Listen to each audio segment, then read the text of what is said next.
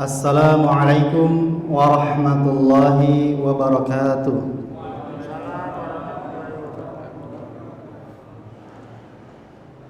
Bismillahirrahmanirrahim. Alhamdulillahirabbil alamin.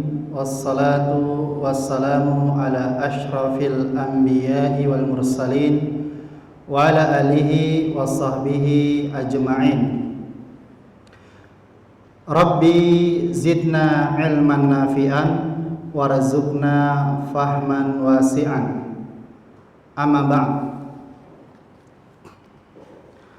Jamaah salat maghrib Masjid Al-Muhajirin,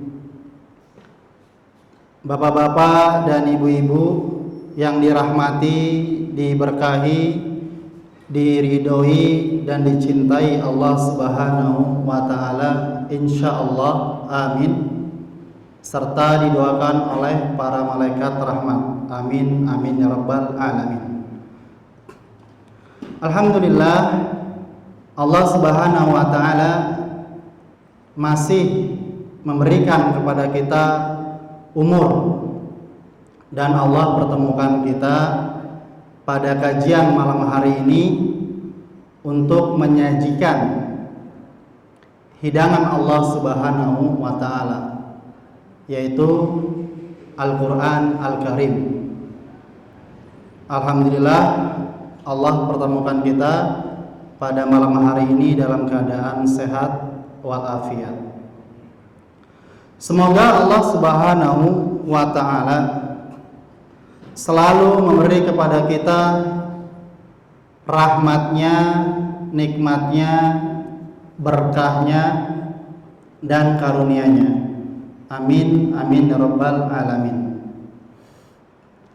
Pada malam hari ini saya ingin menyampaikan tafsir tadabbur dari surat Al-Adiyat. Qala Allah Ta'ala, A'udzu billahi minasy syaithanir rajim. Bismillahirrahmanirrahim. Wal 'adiyati dhabha fal muriyati qadha fal mughirati subha fa atharna bihi naq'a fa wasatna bihi jam'a. Innal insana li rabbihi lakanud wa innahu ala dzalika lasyahid wa innahu li hubbil khairi lasyadid. Afala ya'lamu idza bu'thira ma fil qubur wa hussila ma fis sudur inna rabbahum bihim yawma idzil lakhabir. Shadaqallahul adzim. Allah Subhanahu wa ta'ala berfirman, aku berlindung kepada Allah Subhanahu wa ta'ala dari godaan, dari keburukan, dari kejahatan, dari kesesatan setan yang terkutuk, dengan nama Allah yang Maha Pengasih lagi Maha Penyayang. Demi kuda perang yang berlari kencang terengah-engah, dan kuda yang memercikan bunga api dengan pukulan kuku kakinya, dan kuda yang menyerang dengan tiba-tiba pada waktu pagi sehingga menerbangkan debu, lalu menyerbu ke tengah-tengah kumpulan musuh. Sungguh manusia itu sangat ingkar tidak bersyukur kepada Rabb-Nya, tidak bersyukur kepada Tuhannya. Dan sesungguhnya dia menyaksikan, mengakui keingkarannya. Dan sesungguhnya cintanya kepada harta benar-benar berlebihan. Maka tidaklah dia mengetahui apabila apa yang di dalam kubur dikeluarkan dan apa yang tersimpan di dalam dada dilahirkan. Sungguh Tuhan mereka pada hari itu maha teliti terhadap keadaan mereka. Maha benar Allah dengan segala firman-Nya. Surat Al-Adiyat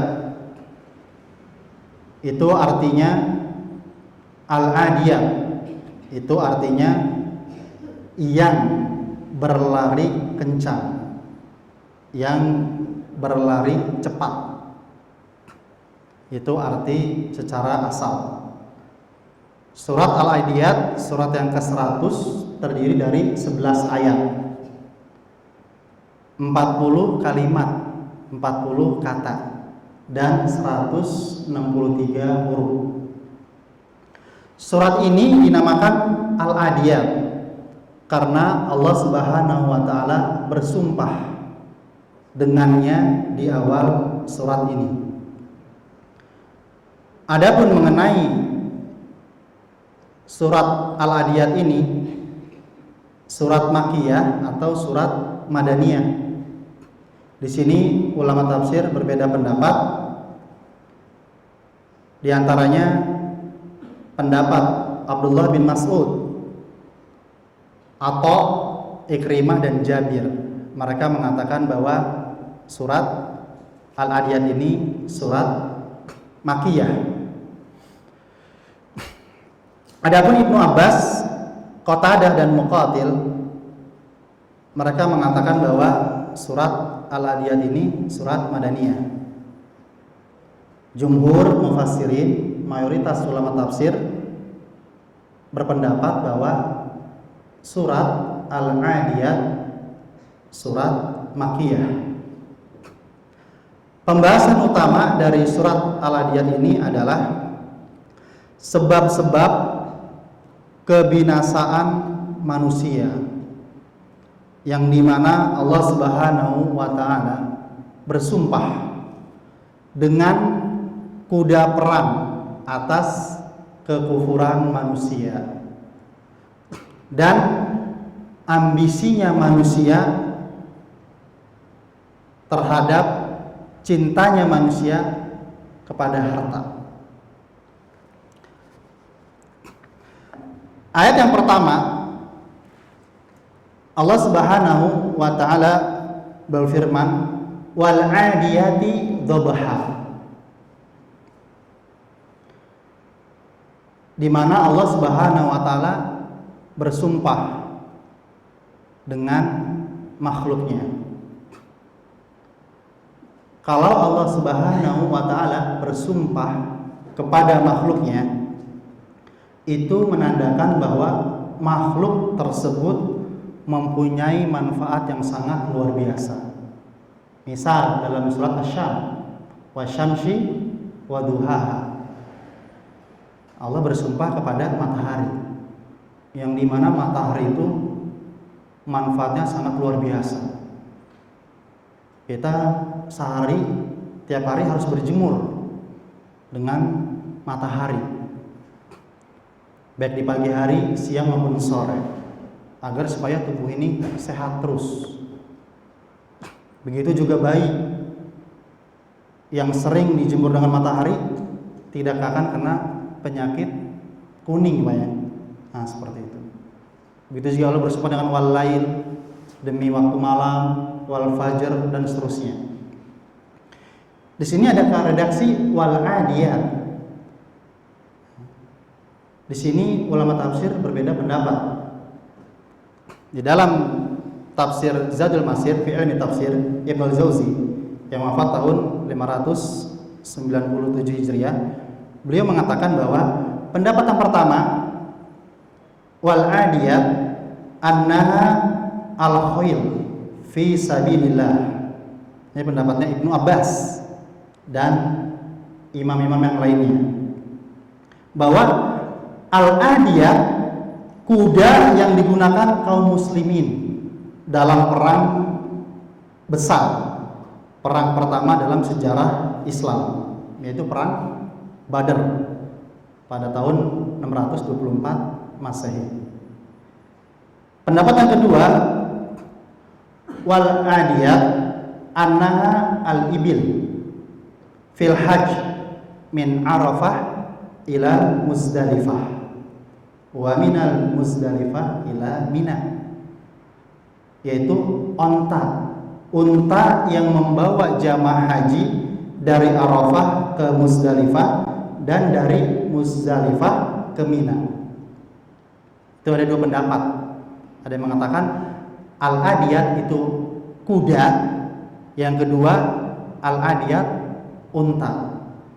Jumhur mufassirin, mayoritas ahli tafsir berpendapat bahwa al-adiyat itu artinya kuda yang tepat. Makanya al-adiyat artinya kuda perang yang berlari sangat kencang, sangat cepat.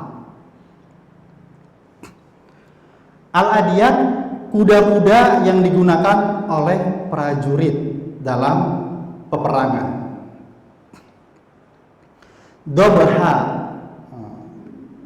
Dobha ini artinya di dalam tafsir Ibnu Katsir, as-sautul ladzi yusma'u minal farasi hina ta'dul. Di dalam kitab-kitab tafsir yang lain, bahwa dobha ini suara napas kuda yang meringkik. Jadi suara yang terdengar dari kuda pada saat dia berlari. Ketika kuda itu berlari sangat kencang, sangat cepat, maka ada suara nafasnya. Nah, itu dinamakan dobha. Wal adiyati dobha. Demi kuda perang yang berlari kencang terengah-engah. Nah, itu kuda. Lalu ayat yang kedua, fal muriyati qadha. Fal muriyat, dan kuda yang memercikan, qadha, api. Fal muriyati qadha, dan kuda yang memercikan api. Tafsirnya, maknanya bahwa percikan-percikan api yang berterbangan, berhamburan karena hentakan kaki kuda di atas tanah dan batu. Jadi kuda itu ketika berlari kencang, cepat di atas tanah dan itu ada batu, maka akan menimbulkan percikan-percikan api. Fal mughirati subha. Fal mughirati subha. Di dalam tafsir Ibnu Katsir dikatakan yakni igharah al-khail subhan fi sabilillah. Ini pendapatnya Ibnu Abbas, Mujahid dan Qatadah.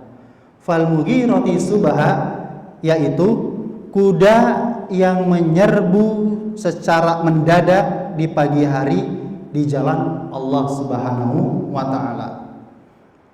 Karena kaum muslimin jika hendak menyerang musuh, mereka berjalan pada malam hari, kemudian menyerang musuh di waktu pagi hari. Karena pada waktu itu para musuh sedang lengah, sedang santai, belum siap. Makanya Rasulullah itu dan para sahabatnya itu sebelum menyerang musuh dinasihati dulu. Nah, seperti itu. Makanya kaum muslimin juga sama di Indonesia ini, ketika menyerang Belanda dikenal dengan serangan fajar pagi, Pak ya. Nah, seperti itu. Begitu juga Tariq bin Ziyad, hanya bermodal 7.000 atau 7.000 ya, dalam menyerang orang-orang kafir di Spanyol pada waktu itu dengan 30.000, menyerang di waktu pagi. Nah, seperti itu. Fal mughirati subha. yaitu kuda yang menyerbu secara mendadak di pagi hari di jalan Allah Subhanahu wa taala. Fa'atharna bihi naqa'a, sehingga menerbangkan debu. Fa'atharna, sehingga ia, kuda tersebut, menerbangkan bihi, dengannya, naq'a, debu. Maksudnya debu yang berterbangan karena hentakan, karena gerakan kaki kuda yang sangat kuat. Ketika kuda itu berlari dengan kencang, dengan cepat, maka tanah-tanah, debu-debu berterbangan, berhamburan. Fawasatna bihi jam'a. Fawasatna, lalu ia menyerbu ke tengah, bihi, dengannya, jam'a, kumpulan musuh. Lalu menyerbu ke tengah-tengah kumpulan musuh.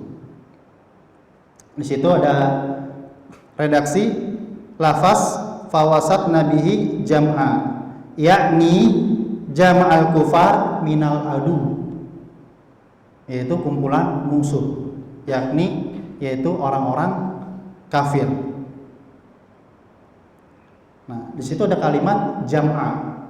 Kata jam'a digunakan oleh Al-Qur'an dalam arti kelompok yang sangat besar dan yang selalu menduga akan mampu meraih kemenangan. Jadi kuda itu berlari sangat kencang, sangat cepat, dan memercikan api, dan menyerang di waktu subuh, di waktu pagi hari, sehingga debu-debu berterbangan, berhamburan, dan menyerang ke tengah-tengah kumpulan musuh. Nah, di ayat 1 sampai 5 ini Allah bersumpah, bersumpah dengan kuda.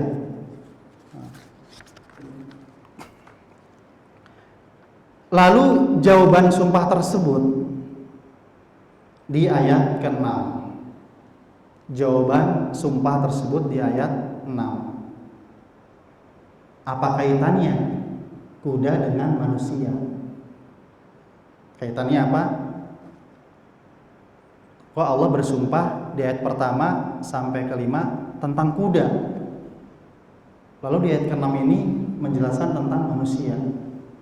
Korelasinya apa nih? Alaqahnya apa?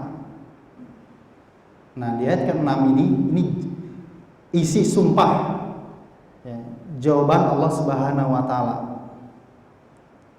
Di ayat ke-6 ini dikatakan innal insana li rabbihi lakanud. Inna, sesungguhnya, al insan, manusia, seluruh manusia, li rabbihi, kepada Rabbnya, kepada Tuhannya, lakanud, sangat ingkar, sangat kufur. Sangat ingkar, sangat kufur. Di dalam kitab tafsir dikatakan innal insana li rabbihi lakanud. Innal insana li rabbihi lakafur. Kanut itu kafur, ingkar, kufur. Imam Al-Hasan Al-Basri, beliau menafsirkan kalimat al-kanut. Al-kanut huwallazi yaquddul masaib wa yansa ni'ama rabbih. Al-kanut, kanut adalah orang yang memperhitungkan musibah. Orang yang memperhitungkan musibah dan melupakan nikmat-nikmat Allah Subhanahu wa taala. Itu arti dari kanut.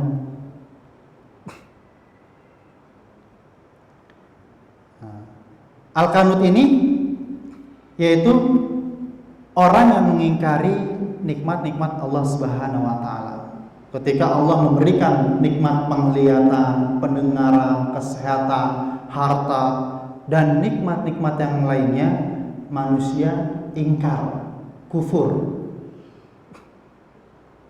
Al-kanut ini orang yang mengingkari kufur terhadap nikmat-nikmat Allah Subhanahu wa taala. Orang yang senantiasa hanya menyebutkan musibah dan melupakan nikmat Allah. Orang yang suka mengeluh, berkeluh kesah akan takdir Allah, tidak ridho kepada takdirnya. Baru diberi sakit sehari, 2 hari, 3 hari, pusing, demam, flu, sudah ngeluh, maunya cepat sembuh. Kita ketika diberi sakit harus senang, bersyukur. Itu tandanya Allah cinta sama kita.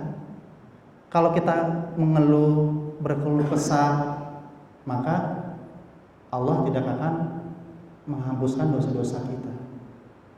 Makanya kalau bisa kita sebulan sekali, 2 bulan sekali, di samping kita ziarah kubur, zikrul maut, mengingat kematian, kita pergi ke rumah sakit, melihat bagaimana di rumah sakit itu banyak orang yang cuci darah, gagal ginjal, sakit jantung, dicangkok jantungnya, kanker. Kita biar supaya introspeksi diri. Baru diuji kesulitan ekonomi, selama setahun ngeluh.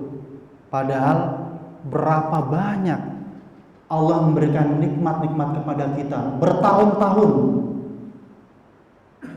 Jangan sampai kita menjadi al-kanut, menjadi kanut, orang yang memperhitungkan musibah dan melupakan nikmat-nikmat Allah Subhanahu wa taala. Bagaimana Allah ingin memberi keberkahan kepada kita, memberi karunia kepada kita, kalau kita tidak pandai bersyukur. Saya sudah pernah menyampaikan bahwa pemberian Allah kepada hambanya itu ada 4 tingkatan. Pertama, rahmat. Di atas rahmat, nikmat. Di atas nikmat, berkah. Di atas berkah, karunia. Kalau Allah sudah memberi keberkahan kepada kita, karunia kepada kita, habis subuh hanya minum segelas air, sampai subuh tidak lapar, tidak haus. Nikmat kita bekerja, beribadah, belajar. Makanya para ulama dulu seperti Imam Nawawi, wafat di usia 40 tahun. Karyanya sangat luar biasa, Arba'in Nawawi, Riyadus Shalihin, Syarah Imam Muslim. Karena apa? Allah memberkahi umurnya, hidupnya. Cara Allah memberi keberkahan sama kita, karunia kepada kita, pandai-pandailah mensyukuri nikmat Allah Subhanahu wa taala. Pernah enggak Pak ya, kita selama hidup ini ketika ingin tidur, kita sering ya mensyukuri nikmat kepada Allah Subhanahu wa taala. Ya. Pernah enggak kita mensyukuri nikmat kepada seluruh anggota tubuh kita? Ketika ingin tidur, kita bilang, wahai kaki, terima kasih. Dalam sehari ini engkau telah membantu saya untuk melangkahkan sholat 5 waktu di masjid. Engkau telah membantu saya untuk bekerja. Wahai kedua mata, terima kasih. Dalam seharian ini aku masih bisa menikmati, mentadaburi ciptaan Allah Subhanahu wa taala, melihat pepohonan yang bagus, daunan, tumbuh-tumbuhan, masih bisa membaca Al-Qur'an. Seluruh tubuh kita ini bukan hanya bisa berbicara, bukan hanya bisa mendengar ketika di hari akhir.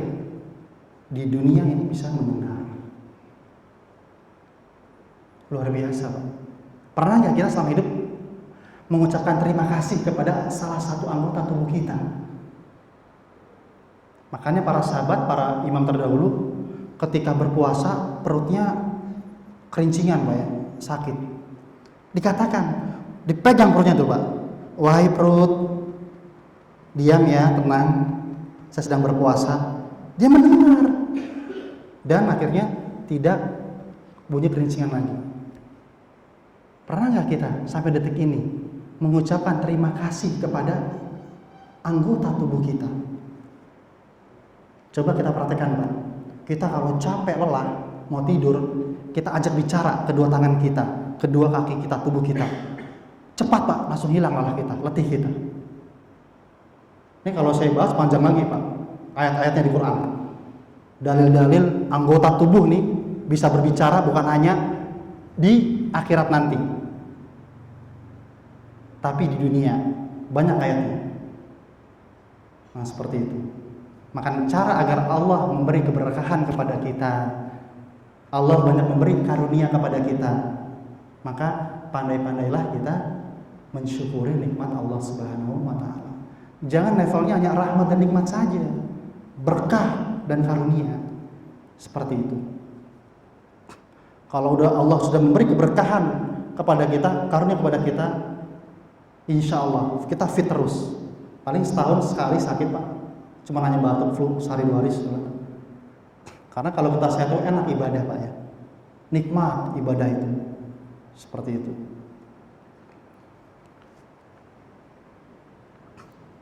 Manusia ingkar, kufur. Kenapa? Karena cinta gila terhadap harta. Wa innahu ala dzalika lasyahid. Wa innahu, dan sesungguhnya dia, ala dzalika, atas demikian itu, lasyahid, benar-benar menyaksikan. Di situ ada domir hu. Wa innahu, dan sesungguhnya dia menyaksikan, mengakui keingkarannya.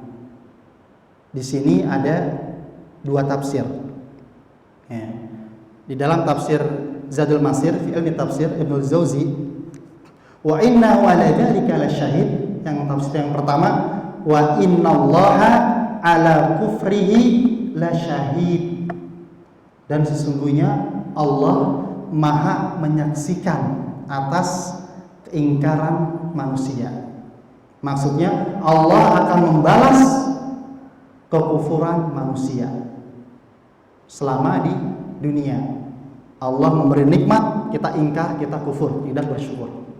Ini pendapatnya Ibnu Abbas, Qatadah, dan Sufyan Ats-Tsauri.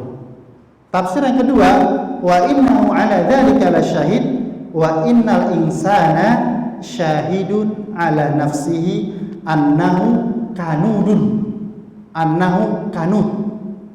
Sesungguhnya manusia mengakui dengan tingkah lakunya bahwa dirinya sangat ingkar.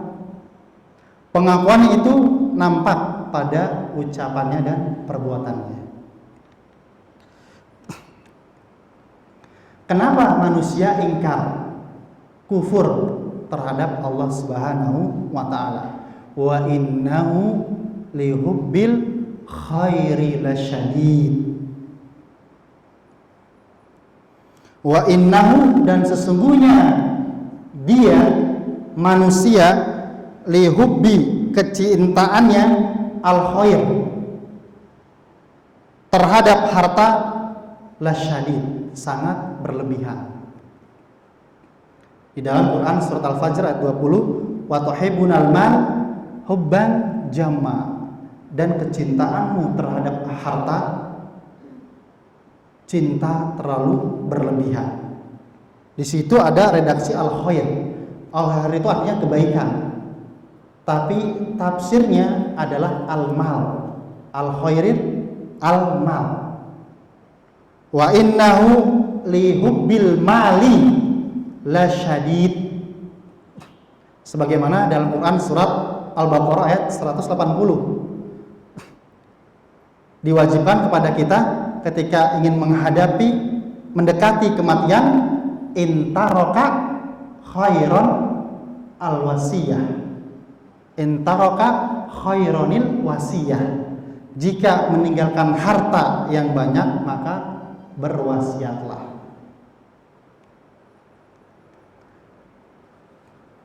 Tafsir di sini, wa inna walahu bil khairil asyadid, di dalam kitab tafsir, yaitu yang pertama, manusia sangat mencintai harta sehingga lalai, lupa kepada Allah Subhanahu wa taala. Yang kedua, manusia sangat mencintai harta, akhirnya menjadi bakhil, bukhola, pelit. Si fulan bakhil, seorang ini pelit. Kenapa pelit? Karena cinta terhadap harta. Si fulan ini saking cintanya kepada harta, menjadikan sifat kikir, pelit. Jadi segala-galanya, uang itu segala-galanya, harta itu segala-galanya. Harta yang mengatur kehidupannya, sehingga harta itu menjadi hakim. Sudah fitrah manusia bahwa manusia itu mencintai harta. Tapi bagaimana caranya harta itu menjadi baik? Yaitu bersedekah, berinfak di jalan Allah Subhanahu wa taala. Semakin kita menolong saudara kita, semakin kita membahagiakan saudara kita yang membutuhkan, yang kesusahan, maka Allah akan bahagiakan kita. Wallahu fi aunil abdi ma kana al-abdu fi auni akhi. Allah akan menolong seorang hamba jika hamba itu menolong saudaranya. Innal insana rabbihi lakanud. Kenapa manusia itu ingkar, kufur ketika Allah beri nikmat? Karena manusia cinta terhadap hartanya.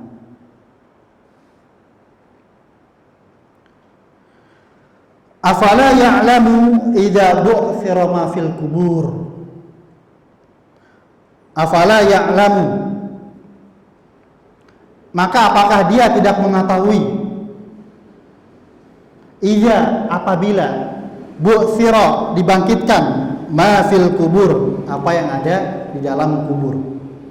Tafsirnya, ai ukhrija ma fiha minal amwat, yaitu ketika semua mayat yang ada di dalam kubur dikeluarkan. Tafsir Ibnu Katsir. Jadi ayat ke-9 ini sebagai obat, sebagai tameng. Bagaimana caranya kita tidak ingkar terhadap nikmat Allah Subhanahu wa taala. Bagaimana caranya kita agar pandai bersyukur. Bagaimana caranya agar kita tidak gila harta, yaitu zikrul maut, ingat kematian. Afala ya'lamu idza bu'thira ma fil kubur. Orang yang cerdas adalah orang yang ingat akan kematian, ingat akan dosa-dosanya. Seringlah kita ziarah kubur kepada orang tua kita, saudara-saudara kita, minimal sebulan sekali. Kita di situ menangis bagaimana siksa kubur, ingat dosa-dosa kita, perbuatan-perbuatan yang kita kerjakan selama di dunia. Disinilah solusi tameng agar supaya kita tidak ingkar atas nikmat Allah, agar kita pandai bersyukur, agar kita tidak cinta gila harta, yaitu zikrul maut, ingat kematian. Wa hussila ma fis sudur. Di dalam kitab tafsir qala Ibnu Abbas, yakni abraza wa adhara ma kanu yusirruna fi nufusihim. Wa hussila ma fis sudur, dan apa yang tersimpan di dalam dada, yang tersimpan di dalam hati dilahirkan.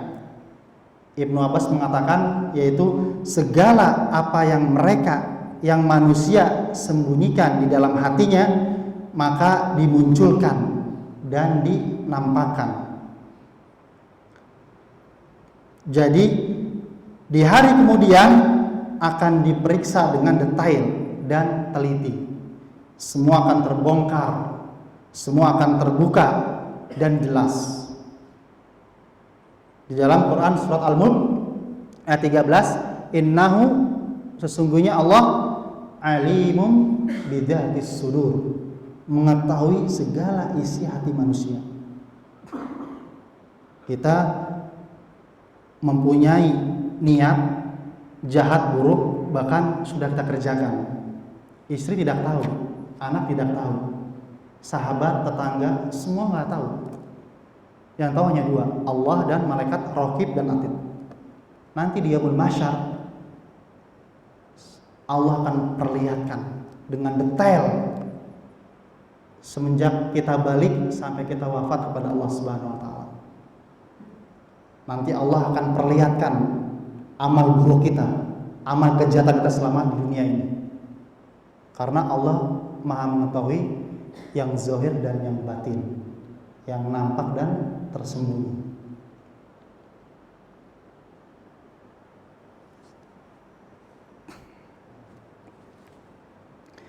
Dan di ayat yang terakhir, inna rabbahum bihim yauma idzil lakhabir.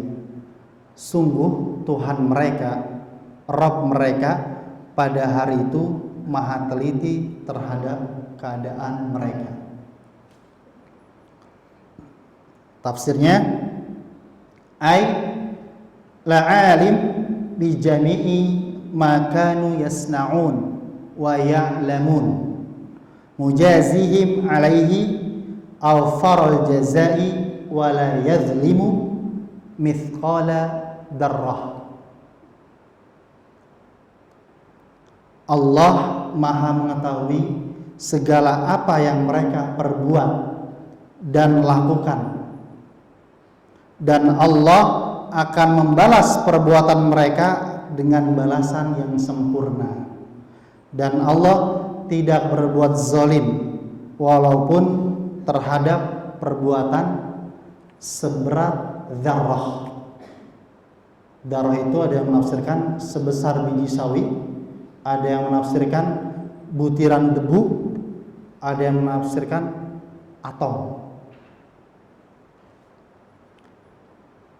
Jadi nanti di yaumul mahsyar seluruh amal kejahatan, seluruh amal keburukan, dosa-dosa besar dan dosa-dosa kecil yang kita perbuat selama di dunia ini akan Allah munculkan, akan Allah tampakkan. Di sini Allah memakai redaksi la khabir, bukan la alim. Bahwa al-alim dan al-khabir termasuk nama dan sifat Allah Subhanahu wa taala. Sama-sama artinya mengetahui. Tapi al-khabir itu lebih mengetahui lagi. Al-khabir itu artinya pengetahuan Allah Subhanahu wa taala menyangkut hal-hal yang mendetail dan terperinci serta yang tersembunyi. Betapapun kecilnya sesuatu dan sesuatu hal yang kita sembunyikan pasti diketahui Allah Subhanahu wa taala.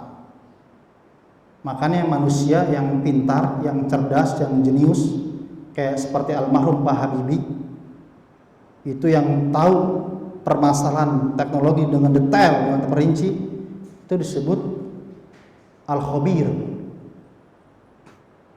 Maka di sini Allah mengredaksi inna rabbahum bihim yauma idzil lakhabir. Tidak yauma idzil alim. Tapi memakai redaksinya al-khabir. Di ayat pertama dan kelima ini, kenapa Allah Subhanahu wa taala bersumpah dengan kuda? Apa hubungannya? Alaqahnya, korelasi antara kuda dan manusia. Bahwa kuda itu salah satu hewan terbaik. Kuda, dia itu tidak tahu apa-apa, tapi nurut sama tuannya. Ketika tuannya memberi makan rumput dan makanan lainnya, memberikan minuman, dimandikan, dipelihara, diurusi dengan baik, bahkan sampai kita naik, sampai ketika di medan pertempuran dia mau, padahal dia nggak tahu resikonya apa ketika berperang melawan orang-orang kafir. Itu kuda.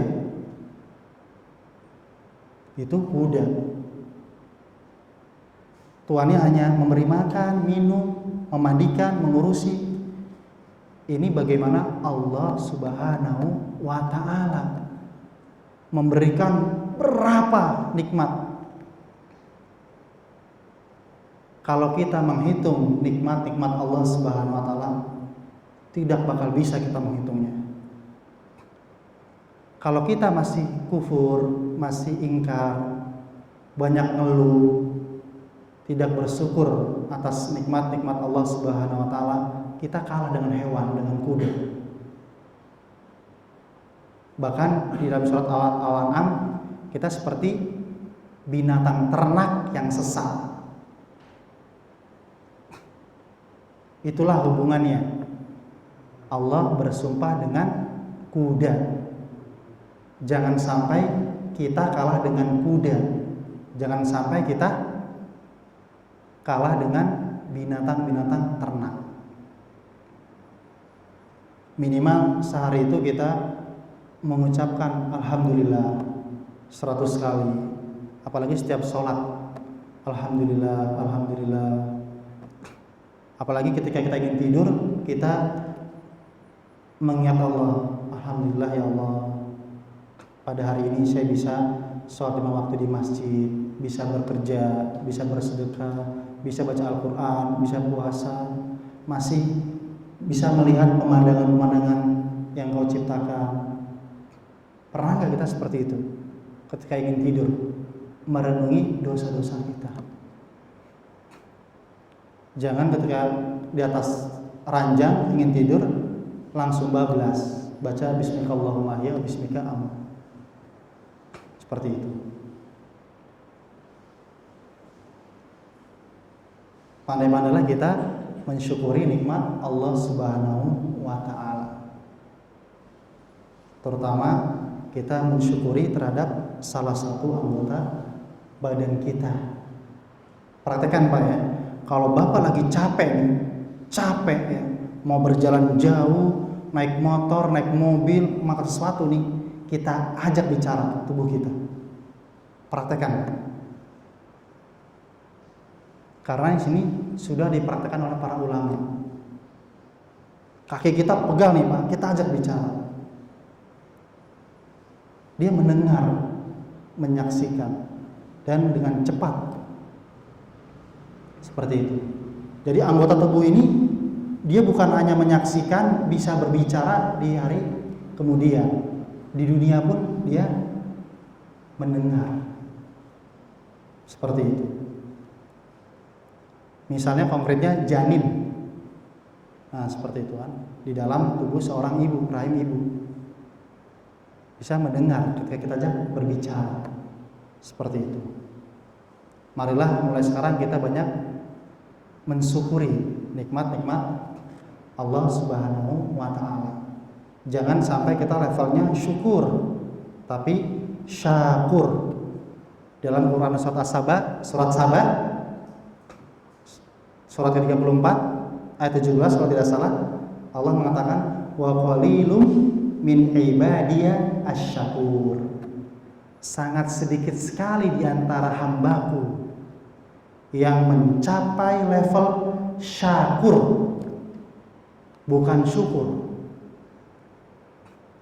Jangan kita hidup di dunia ini syukur terus, tapi harus syakur, naik level.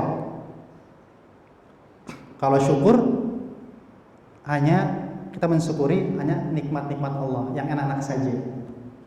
Tapi kalau syakur, ketika Allah memberi bala, ujian, musibah kepada kita, kita bersyukur. Makanya Rasulullah sholat tahajud sampai kaki bengkak-bengkak.